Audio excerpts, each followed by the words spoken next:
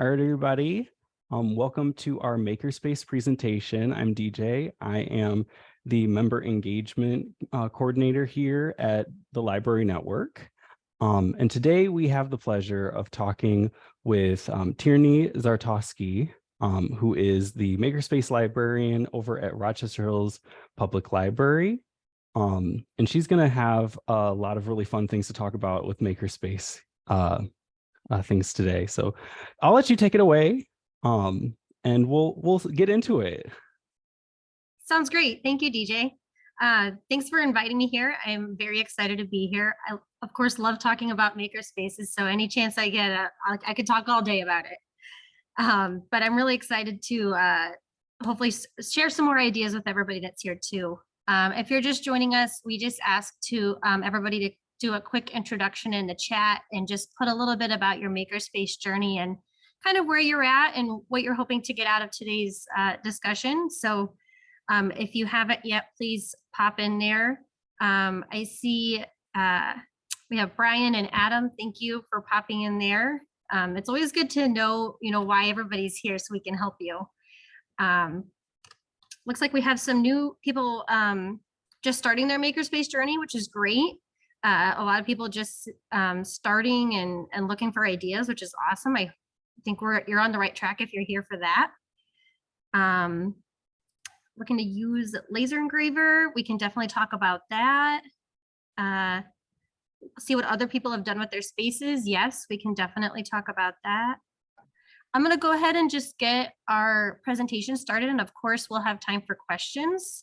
And if you think of a question, you just want to pop it in the chat so you don't forget it, please feel free to do so. I'm going to go ahead and share my screen here.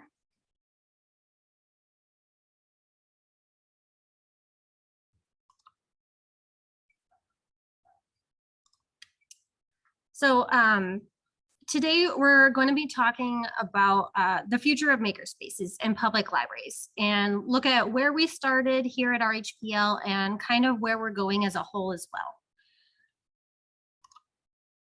So we'll talk a little bit about how RHPL has grown in the last couple of years, and then a little bit more about how maker culture as a whole has grown in public libraries. If you're taking a look at that picture there, that is our makerspace here at RHPL. We'll look at a couple of other pictures as we go along, but that gives you a kind of a sense of what we have going on here. So you saw where we were or where we are today. Here's where we started. Our makerspace started in 2016 with the idea of expanding digital literacy services at our library. Which then grew into an actual 3D printer and laser engraver. We bought these two initial pieces of equipment with help from Best Buy and their communities grant. I was hired on full-time in 2018 to coordinate the equipment and facilitate programs that highlight our services. In 2020, we were able to move into an even bigger room, the room you saw in the previous picture.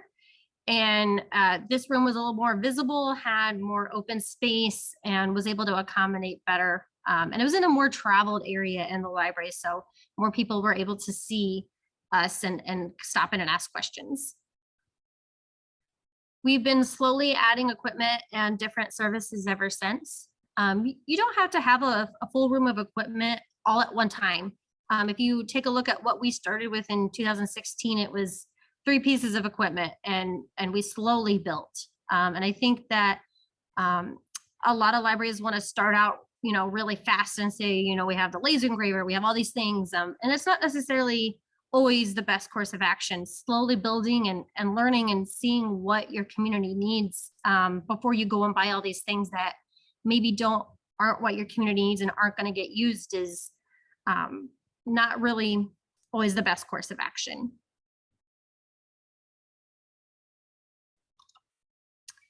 This is a 360 view of our makerspace.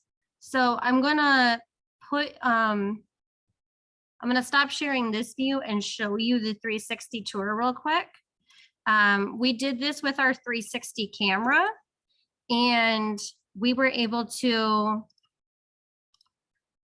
make a whole I can get back to the right screen here.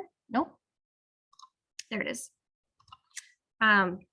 Make a whole 360 tour of our makerspace using this website. The website is called ThingLink, and I can put that in the chat at the end. ThingLink.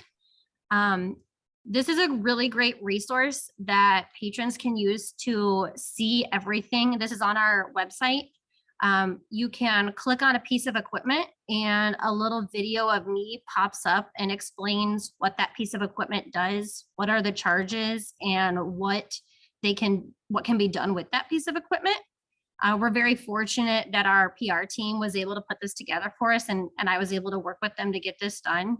We also were able to use our 360 camera that we own. So this was really cool. I definitely suggest checking this out. It'll give you an idea of everything that we have in here. So please let me know if you have any questions about that. And I'm going to go back to sharing my other presentation here.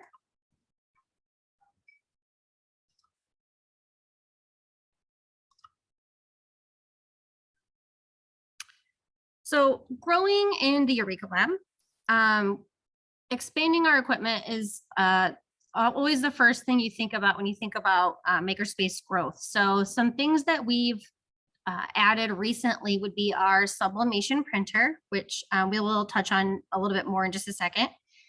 We now have a Cricut Maker 3, an 8mm film converting station, our creative kits collection, and as well as a makerspace specific book collection, which is really nice to have those resources available if the makerspace is closed or if patrons are just looking for more information about a piece of equipment. We have a specific collection of books just for that. We also recently were able to expand our hours by adding we hired 2 part-time assistants. We're now able to be open in the evenings, which is huge for patrons that work during the day. They're now able to come in during the evening hours as well as weekends. This also allowed us to expand our programming offerings. So we're able to offer 2 of every program so that more people can come and participate. Something else that we've done recently is expand our small business services. We're now an Oakland County Small Business Forward partner, as well as a Grow with Google partner. Both of these resources are great for helping us to expand what we're able to help our small businesses that have started in our makerspace to grow and expand. So not only are we helping them make the items to sell, but we can help them a bit with the business aspect of the selling as well. And then of course, our innovative items collection, that in itself is a separate presentation, but it is worth mentioning our innovative items, or you may have heard it called in other libraries, Things to Go or Library of Things. A lot of our innovative items collection did grow from our makerspace. So definitely something that has allowed us to grow recently. Really quickly about our innovative items collection. These are a collection of items that patrons can check out and take home. It is set on a reservation system, so it's not like a book where you're on a holds list. You actually choose the date. So if you're doing a project, maybe you want to check out a sewing machine and you need to make sure that you have it in time for the project that you're doing. You set the date and then to pick up the item, and then you check it out for 2 weeks, which is really nice. I listed a couple of things down there that we have both in the makerspace as well as in the innovative items collection. Some things like we do have Cricuts and a mold press, a lot of crafting items. We have a lot of tools, a lot of things that could be used both in the makerspace and innovative items. A lot of film converting, so our slide converting machines. We now have 3 of them in innovative items as well as the makerspace one. Very popular, same as the cassette converter. We also have a DVD burner, Raspberry Pi, Makey, and a few other STEM items that are really popular as well. If you have any questions about innovative items, I am the chair of that committee here at the library, so definitely feel free to reach out and let me know. I know we're here to talk about makerspaces, but that's a whole separate conversation, innovative items. I did want to talk about our sublimation printer. This is something we invested in the last year and a half or so, and it's very, very popular, especially with small businesses. Sublimation is the process of turning a solid into a gas. So with our printer, we have a sawgrass, and you can print on a piece of paper and then use heat to turn it and sublimate your ink onto an object. There in the picture, you see some coasters. You can also see here in the corner a mug that we did because we also have a mug press. This has become really popular, like I said, with small businesses, being able to create your own magnets for advertising or handouts for advertising has been really popular. It's also a great for programs. We do lots of programs with this printer, like the coasters you see. We can do hats, we can do mugs, we can do keychains, lots of fun things.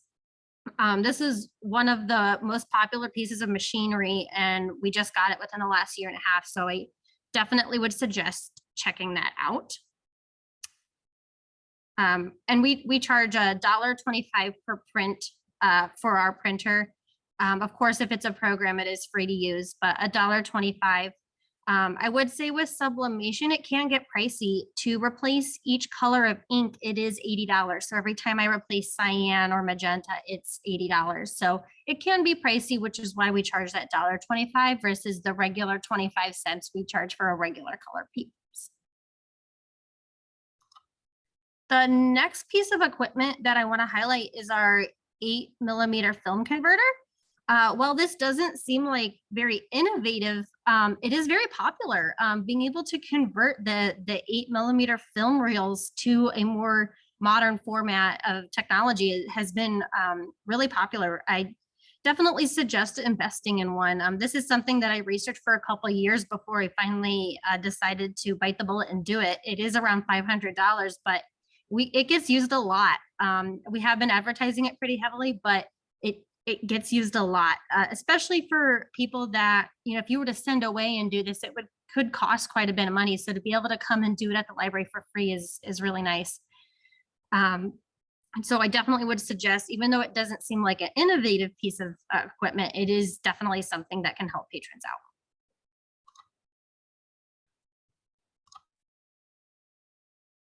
Now that we've explored Rochester's makerspace, I want to explore a little bit more about maker culture. One of the main goals of the maker movement is to provide access to technology and empower individuals to create. This has led to the promotion of STEM, or science, technology, engineering, and math, or some may call it STEAM with the art aspect. This kind of education and digital literacy. Overall, maker culture represents a shift away from passive consumption of mass-produced goods and more towards a more active and creative approach to innovative problem solving.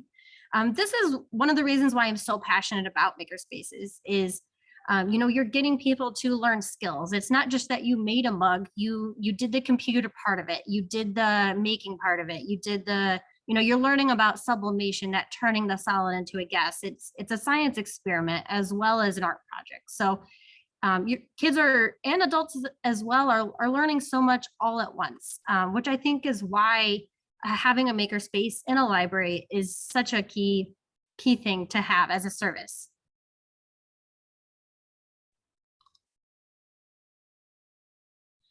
The future of maker culture. So you may see, maybe you're a large community, maybe you're in a small community, but for the larger communities, the maker culture is oh gosh, I lost my place, I'm sorry. Maker culture is a social movement that encourages individuals to create, invent, and design their own products, often using tools and technologies such as 3D printers, laser cutters, and microcontrollers. The term maker refers to individuals who engage in this type of creative activity. It's also often called DIY or do-it-yourself. This kind of culture not only helps individuals, but communities by providing resources that can be shared and assessed together, as well as a space for collaboration, creativity to be able to blossom and thrive. If you're in a larger community, the open source software and inventors help the masses. It's less about consumerism and waste and more about resource sharing. If you look at it at the community level, we see resources for small businesses, as I kind of touched on, sharing for resources as a community of collaboration and growing.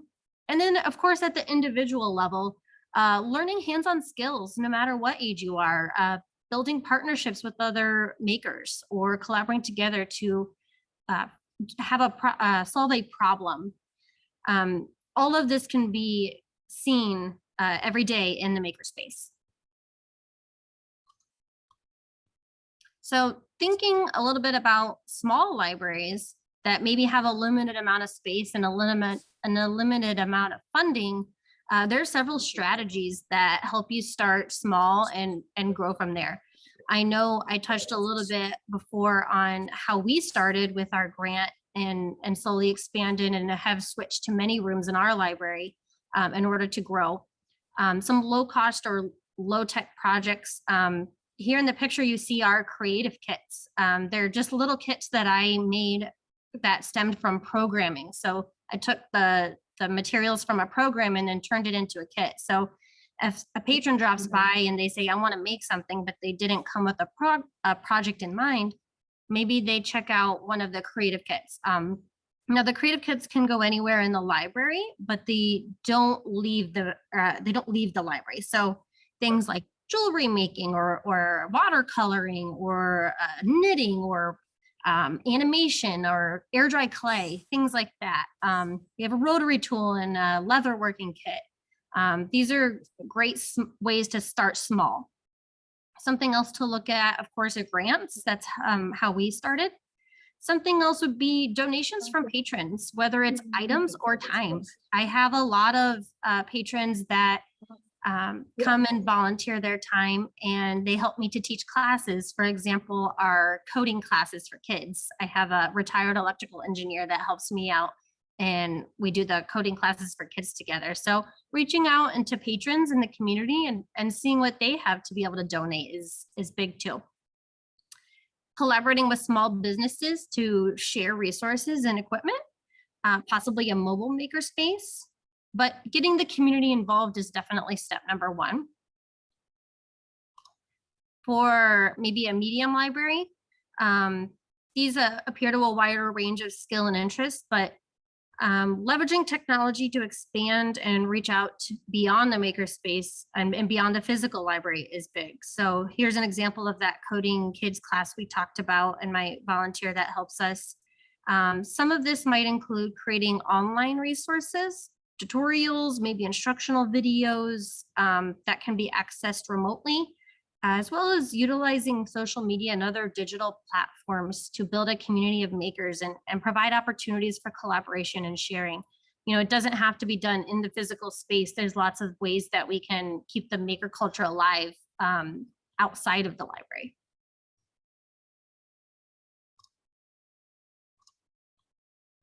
And then libraries maybe that have a larger space and a larger budget.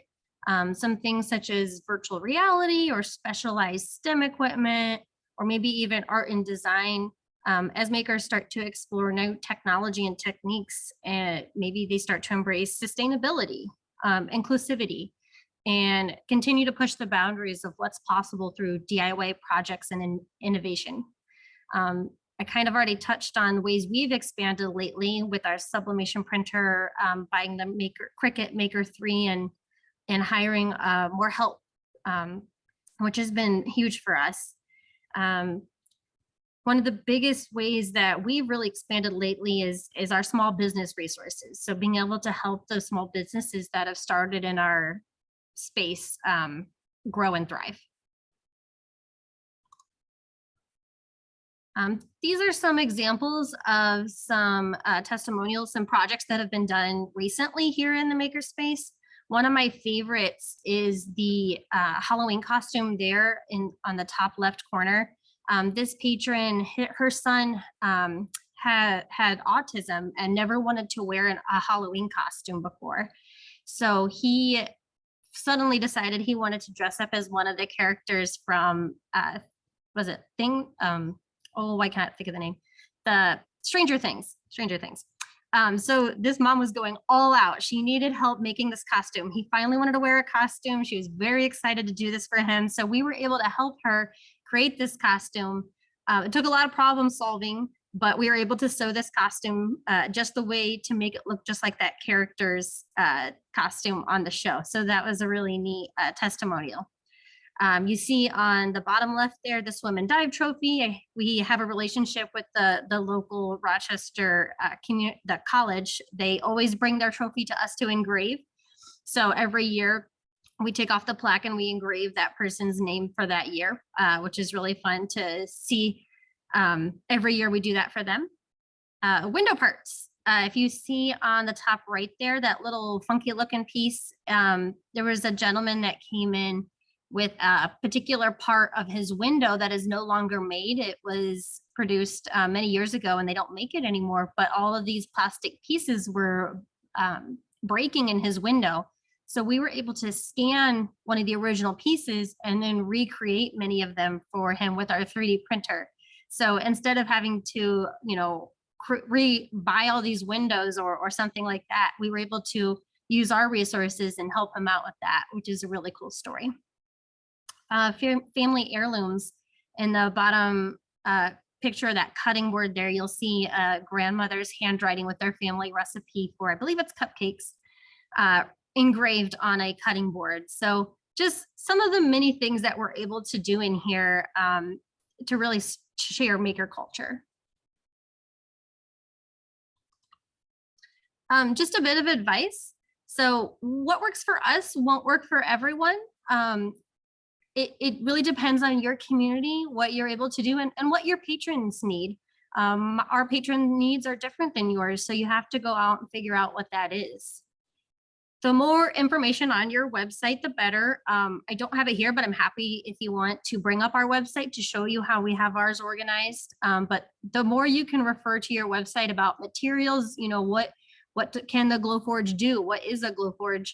Being able to have that information on there is really important. Having things like the cost and the times your lab is open, also really important. Having things like Legos and activities to keep the littles busy while the parents or guardians are working on a project, also very important. I have some Legos here so that when mom and dad are working on something, the littles can also be preoccupied also making. We touched a little bit on you have to figure out what your community needs and going from there. And then you'll need to decide, are you going to serve patrons outside of your library network? Here, we don't require a Rochester library card to use our lab or equipment. So patrons outside of RHPL can come and use our lab, but not every library decides to do that way. So you'll definitely something you'll want to make a decision on before you really get going with your makerspace.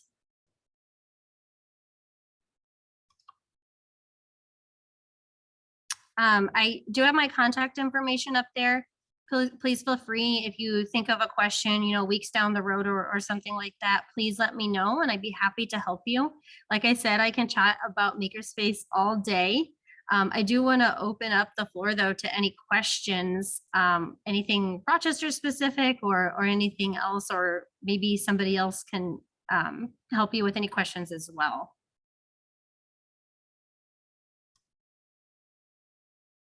Go ahead, Adam. I see your hand raised. Hi, yeah.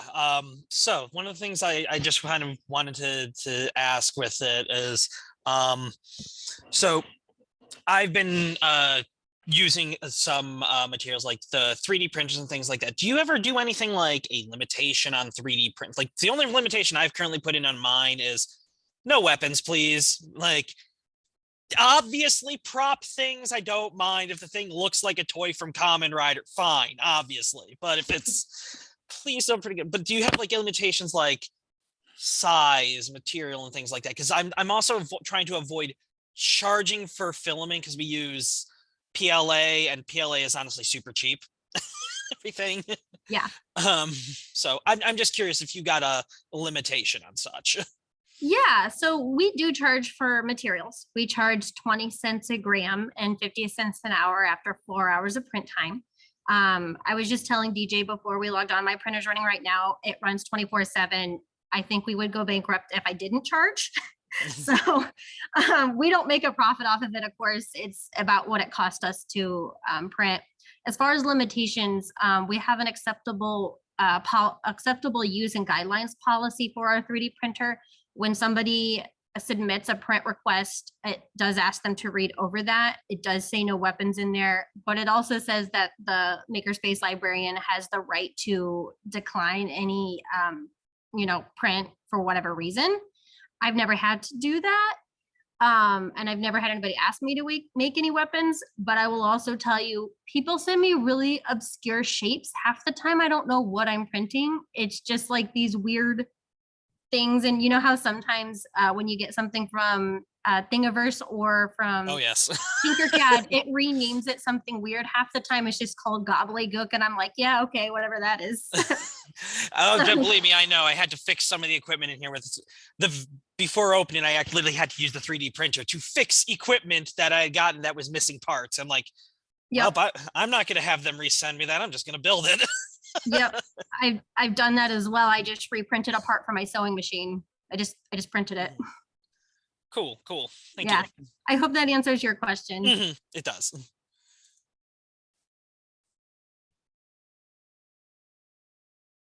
Other questions? I know some of you were itching to learn more. I see someone said, I'm looking to create a makerspace in a new building and would appreciate knowing what has worked well for others as I research options. Can I just ask, I guess, in what aspects, like as far as space goes or storage or items, can I just ask you to elaborate on that a little bit? Yeah, that was me from Lyon Township. We passed our millage to build a new building, and we're very excited. And one of the things on our list is creating a makerspace. Definitely want 3D printers. Some of the things that you've mentioned, I visited your facility there a long time ago, and I need to get back up there and look at it in more detail now that I know that we can do it. But yeah, we're exploring all options. And like I said, we're kind of wondering what's worked well for others, so that we incorporate like the things that are going to be used the most in our community. Yeah, I would maybe suggest putting out a survey. We've done surveys before for our community and asking, what would you rather us buy? And that helps. We don't always get a lot of people that complete the survey, but it does give you a starting point. Something else you may consider, are there any makerspaces in the area? I know we have another, like a membership-based makerspace here in Rochester. So maybe talking to them and seeing what is popular if you have a makerspace in your area, and seeing, if you can collaborate with them or maybe see what is used a lot in their makerspace. Maybe collaborating with small businesses, looking at going out into the community, seeing, what they could use might be a good place to start. Or maybe the schools. I do a lot of collaboration with the makerspaces in our schools. I go in once a semester and do a presentation for them, and I bring stuff to the schools. So collaborating with maybe the media specialists at the schools would also help too. Okay, so we're getting some questions in the chat too. Jocelyn was asking, are the programs to go activities available all the time to use inside the library, or only when the lab is staffed? Great question. So the programs, so when I do a program or a class, those are like a set time and a set date. So patrons register 4 weeks ahead of time. It's not always makerspace centered. Last night I did something, we just painted flower pots, but added a foil aspect to it. So didn't necessarily require any makerspace equipment, but still got the maker juices flowing. So if it's something like that, then no, we don't, but we don't ever charge for anything like that. We take that out of our programming budget. As far as programs to go, we did do take and make kits back in the day during the pandemic. We've kind of gotten away from them a little bit. Haven't done as many of those as of recently. let me see if I can read the rest of the question, or only when the lab is staffed. Yeah, so for doing a program, then it's, yeah, the lab is staffed and is scheduled, somebody's scheduled here to do the teaching of the class, the program. Yeah, I was speaking more to the sort of like leftover materials from programs that you said were in bins. I wasn't sure what you called them. So programs to go was my description of them. Gotcha. I see what you're talking about now. Creative kits. Yeah, those are in the lab. Patrons, if they want to, if the lab happens to be closed and the door is locked, patrons can ask the librarian to open the door and get a kit. There's a sign out sheet. They can definitely do that. We've never had anybody do that. I think patrons pretty much think that if the door is closed, they can't, but they could. A librarian would get it for them if they asked. Feel free to, if you have more questions, you can always raise your hand if you want to ask, or keep putting them in the chat. I'll keep reading them out loud. Ed's question, I'm really interested in. I gather it's best to have a dedicated staff member in Makerspaces. What kind of background would fit best for this position?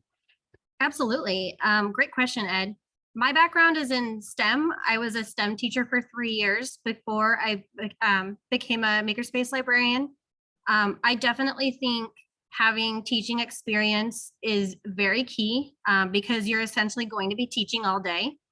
Whether it's teaching you how to use the Cricut or teaching you how to use the software or teaching a class, having those skills is huge. I know for when I was hired in, they were either looking for a Makerspace specialist or a Makerspace librarian. So I was hired in as a Makerspace specialist and have since completed my MILS and became the librarian. So it kind of depends, I guess, a little bit on who applies. I do think that having the dedicated person is huge.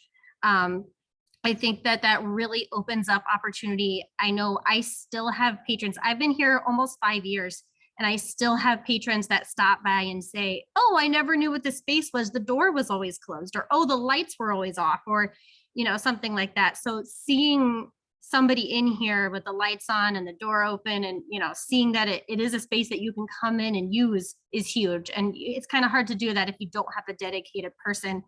I know for us, last year, 2022, we saw 661 patrons in 1 year. And that is big time up from the 100 we saw, I think that was in 2021, which is kind of hard to tell because of the pandemic, but having the dedicated person is huge. Yes. Okay, I'm seeing Holly's question. Do you require any training on equipment before people sign up to use them? Great question. I didn't cover this. We have a training guidelines kind of system. So every piece of equipment is set on a level, either red, yellow, or green. If a machine is labeled red, and there's a sign next to everything in our lab as well as on our website, if it's red, then a training is required and a staff member is required to be present for safety reasons in order to use it. So things like the soldering irons, the glow forge, the 3D printers, things that have safety risk, we do require the training as well as staff member present. Things that are on yellow are, once you've completed the training, basically once I show you how to use the machine and I know you're not going to break my machine if I leave you alone, then you can use it without a staff member present. Most patrons don't want to come and use machines if staff's not present. They want somebody here to show them what to do. They want to make sure they're doing it correctly. So we don't get a lot of people that ask to come in and use it if the lab is closed. And then green would be, there's no training required. So if you wanted to use the button maker or maybe the Adobe suite on our computers, maybe the lab's closed, then a librarian can definitely let you in to use those things without staff present. Basically, all of our trainings are just show you how to use the machine, show you how it works, show you the software, show you any safety concerns. But of course, with most of them, I'm not going to be able to show you every single thing that machine can do in one training. So it's a very wide overview for the trainings. Great question too. Mm-hmm. Rick's got a question. How did you go about presenting or justifying the dedication of the space, cost and staff time to get the lab going?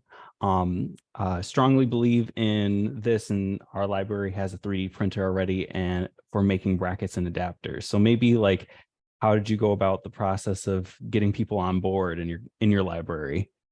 Yeah, well, I have to admit, I was not part of that process. Our library started or our makerspace started in 2016, and I was hired in 2018. So I wasn't part of that, but I know a lot of it stemmed from wanting to expand digital literacy services. So that was a big part of why they convinced our director at the time to do it. I know a lot of it was having the grant. So I think if we wouldn't have had that initial grant, it would have been more difficult to get our director on board and our board members at the time on board. So going about it that way is huge. I would say talking to other libraries in your area, showing that it will be used, talking to other libraries about how it's been used there, especially libraries that are, maybe similar to yours, the same kind of population, same numbers, would definitely help. I hope that answers your question. I hope maybe some of the things we talked about at the beginning of the presentation about maker culture and some of the examples that I gave about ways patrons have used it here at our library also helped you as well. Oh, Adam, I see your hand. All right, so this is actually another one. It's another, technically it's two 3D printing ones. This is one that's open to kind of everybody. How have people been dealing with, for instance, a resin-based 3D printer? I'm looking to get one this summer with the new budget. I'm looking to get that I could be considering it our advanced 3D printer because I know there's a lot more work involved than everything. I'm just curious if anybody has had any experience with the SLA printing. So I did look into it very heavily. I did a lot of research and wanted to purchase one ourselves. My biggest drawback was needing a wash station, which I don't have on our second level where we're located. So not having access to like a sink or something in here was going to cause a lot more work and a lot more like time away from the lab to be able to wash everything in between prints. So for me, that's what turned me away from purchasing one. But I don't know what kind of situation you're in with where you're. I'm actually looking at my sink right now because that was one of the things we put in. So I was just curious if you had any things or what was the reason why. That was all. Yeah. I did have a patron request it and brought me in some things that he's resin printed and give me a lot of research on it. They're really pretty. Yeah, they're really cool. You could do a lot of really cool stuff with it. Unfortunately, it's just not something we could invest in. My goal is to tap into the wargaming market. Yeah, they are especially if you have a D&D club, which we do here. So that's what I'm trying to get started as well. But the other thing is, so what do you do for the purposes for instance, with 3D printers for setting up scheduling? Like, how do you go about signups? Because what will wind up happening is I will have the 3D printer go on full where it's like, all right, I'm setting something to the print overnight. I will come back in the morning, pop it off, put something, and then I'll have a day and a half of nothing's being printed today. Okay, interesting. And then all of a sudden 5 people want to print something at once. And I'm like, okay, I only have 2 of these. Yeah. We do run into that. Yeah. So for us, we have a form that patrons fill out on our website. They complete the form with all the details, what color, what are the dimensions of your print, what kind of PLA are you, what kind of filament are you going to be using? Are you going to bring in your own filament, name, date, all that good stuff, as well as the file for the print. So they send that to us. So it's kind of a ticketing system. We then respond back through our ticketing system with a cost estimate. I know you said you didn't do costs. Once they approve the cost, then they're added to the queue. So we use Octopi for our prints. So we're able to pre-upload prints into the system, and then myself and my assistants just kind of work our way through, what was requested first, what was requested next after that. Okay. Basically, who approved it quicker. Fair enough. That makes sense. So do you have anything like for like an urgent print? Like if somebody is like, hey, I'm doing something it's something like they're like, hey, I'm doing something. I have this program coming up. Turns out one of my pieces broke. Can I get this replacement urgently printed? And it's like, if it's like a 15 minute print, they can kind of speed it on through type Mhm. thing. Yeah. Yeah, I think working with the patrons is huge. If it's 10 or 15 minutes, then yeah, absolutely. We have a second printer, so we're able to do that if need be. So yeah, I think working and just, seeing where you're at and what's going on. Yeah. I see Thank you. Rebecca's question too. What software do you use for the 3D printing ticketing system? We use what's called a mock form. IT set it up for us. That's about all I can tell you about it. It goes, so they fill out the form and then I get a notification. We use the Zoho ticketing system. So the mock forms then go to the Zoho ticketing system. I believe Zoho is free. I know there's premium plans, but I believe we use the free version. So that just kind of sets, and all of my ticketing or all of my Makerspace patron requests go through there. So there's a form online that says contact our Makerspace specialist, and it goes to that same Zoho ticketing system. If somebody uses our appointment system, it goes to the Zoho ticketing system. So a lot of things go there, which is great, so that myself and all of my assistants, we all have access to the same tickets and same information, which really makes it nice and cohesive. And we can all see the same things and see who responded to what. So if I'm not here, they can respond to it as well. I also saw Rick's note about looking at ventilation and the resin odors for SLA printing. Very important note as well. I see Jocelyn's question. What software is used to reserve your innovative items? Ours just treats like a regular library material as like a hold list. So what kind of software are you taking advantage of there? Yeah, we do a software called Lending Key. It's through OCLC. So it is pretty inexpensive. It is a new software, so we're still we're one of the few libraries that started out using it. So we're a bit of a guinea pig, still learning. But it's nice because we can communicate directly with them and tell them, the quirks and say, hey, can we get this added? Hey, can we fix this? So we've had it for about 1.5 years, and we're still figuring out the quirks of the system. I'm actually doing a webinar for them next week. If you take a look at their website, you can hear me talk about that in more in depth if you're interested in learning that. So Lending Key. Yeah, if you want, Tierney, do you want to drop the link in the chat for your next presentation? Yeah, I actually don't have it, but I can. Oh, no. I can certainly ask them for it and give that to you, DJ. If Yeah, works. I can get it out to everyone, so that'll be cool. Yeah. Let me see if there's any other questions. I do have a question. Typically, when you're looking at budgeting things for the Makerspace in general, how do you kind of plan out what you're going to budget for it, and what would you suggest for people just starting? Yeah, that's a great question. I tend to save my big ticket things for the end of the year. See, what broke, what did I have to replace?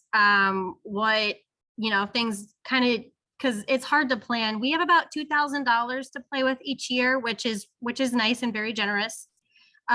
So I, as I'm buying filament, as I'm buying different things like paper for the sublimation printer and ink and different things like that, I save buying new equipment for the end of the year to see just like what money do I have left over.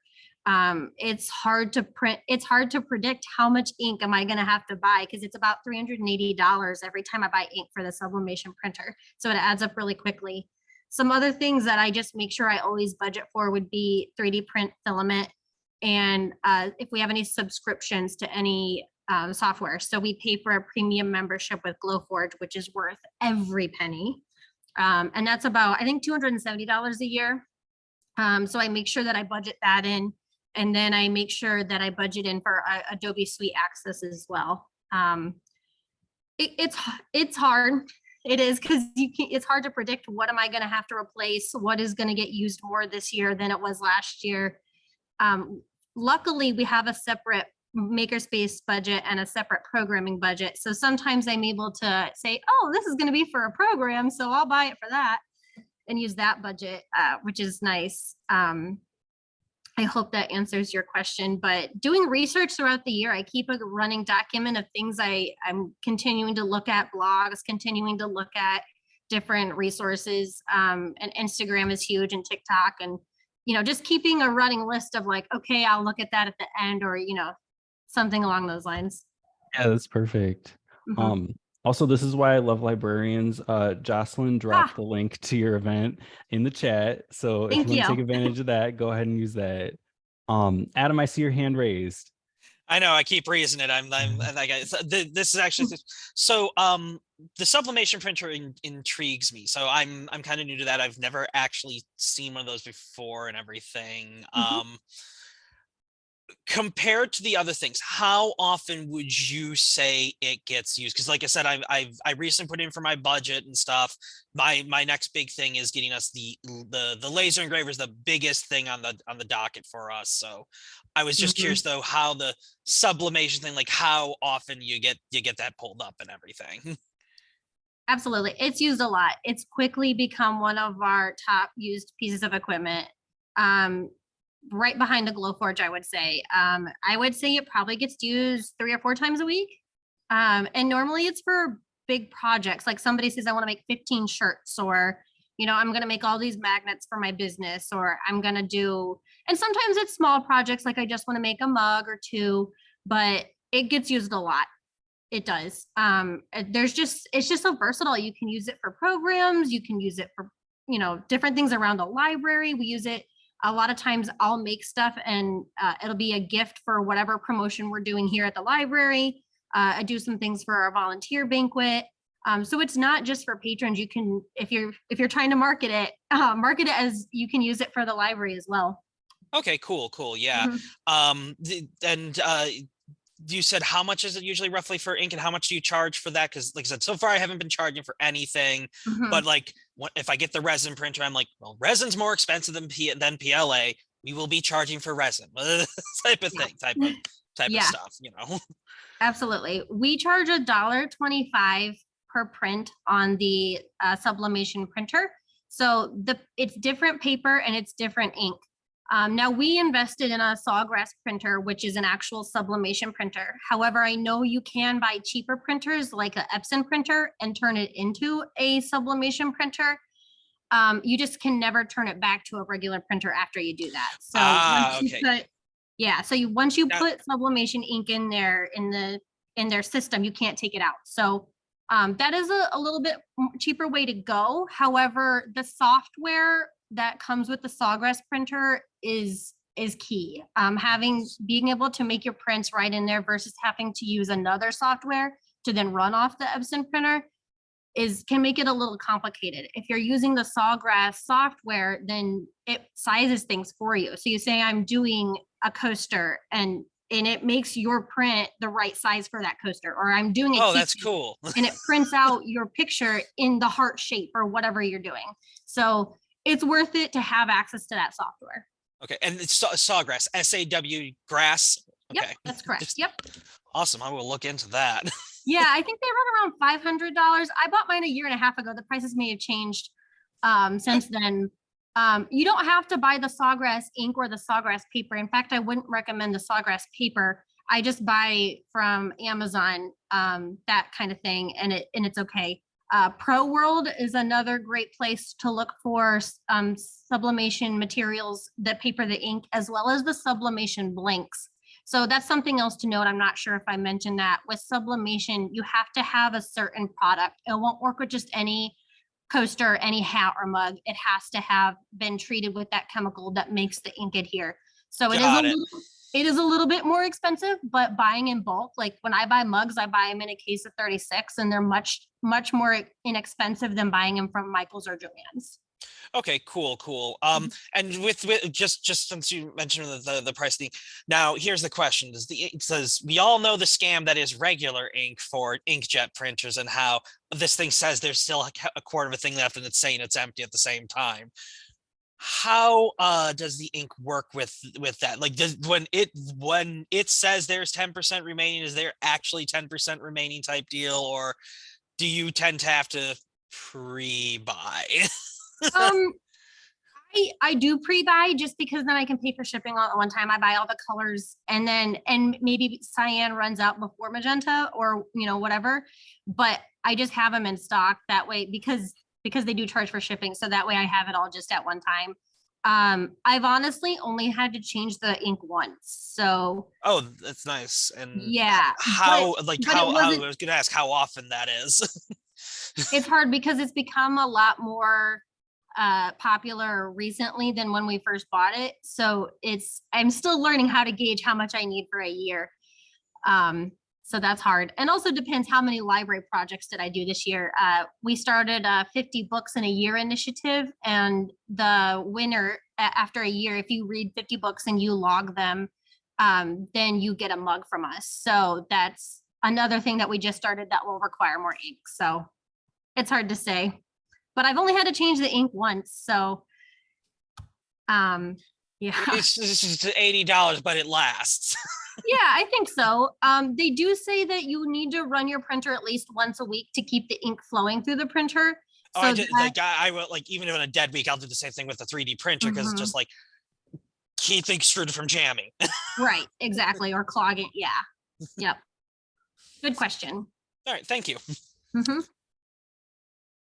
I know we have probably about, a few minutes left here, but I want to make sure if anyone still has questions out there and they haven't had a chance to ask or type them in the chat, feel free and shoot them over. Also, again, if you have questions after today, we'll obviously have this recorded, but if you want to shoot them over, I can help get them to Tierney. If you got her email, her email's in the chat now. So, but yeah, more questions if you like. Yes, please bring on the questions. There we go. Okay. I'm going to put our website in there too.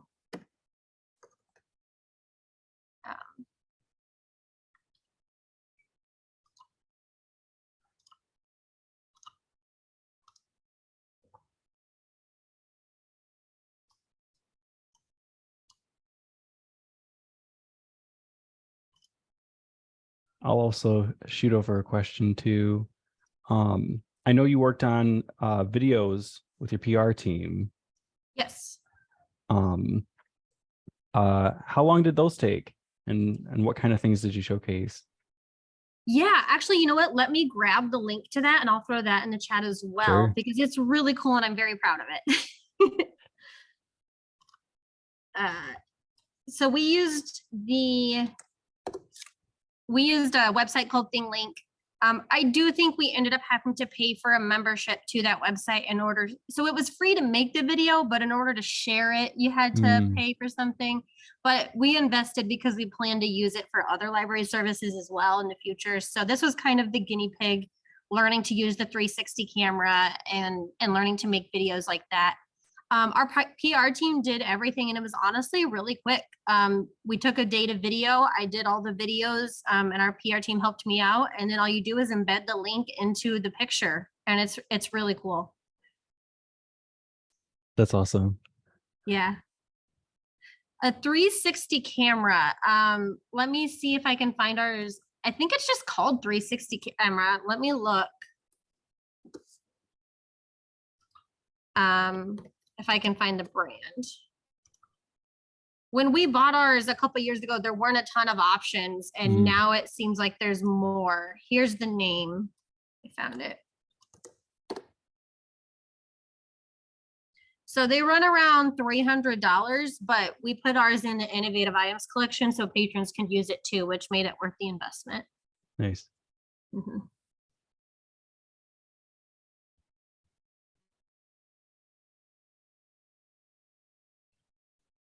Okay, let me see if there's anything else. Oh, yeah, go ahead.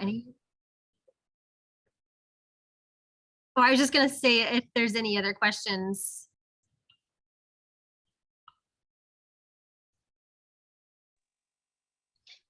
I do have a question, but it's more towards TLN. Sure. Is there a place at TLN where there's a list of libraries that have makerspaces and what they have? That's a great question. I do not know the answer to it, but I will find out. Awesome. I know that in 2019, there's a website called Makerspace Michigan. They put out a catalog of makerspaces in Michigan. We were featured in it, and Nice. they had a whole list of makerspaces in public libraries in Michigan. I don't think they hit all of them. There was only like 6, and I think there's way more than that now. So definitely a website you could check out. Thanks. Yeah, and if we don't have something listing all the libraries with makerspaces, that's something that I can make, and we can make sure that that's accessible. Yeah, I think that'd be a great resource. I want to know Yeah. about all the libraries in Michigan. Right. A couple of years ago, at the beginning of 2020, I was very fortunate. My library let me do kind of a field trip, and I visited about 4 or 5 makerspaces. I took a day and just drove around this area and went to Nice. all the makerspaces that were with driving distance. So that was really cool. If your library allows you to do that, I would highly suggest it. It's a great field trip. We got to learn so much. I took the guidelines, the red, yellow, green system. I took that from the Novi Public Library. They do that there, and which is really nice. So always great to collaborate on ideas like that. Mm-hmm. Yeah. The common saying for libraries is don't reinvent the wheel. Absolutely. Yeah.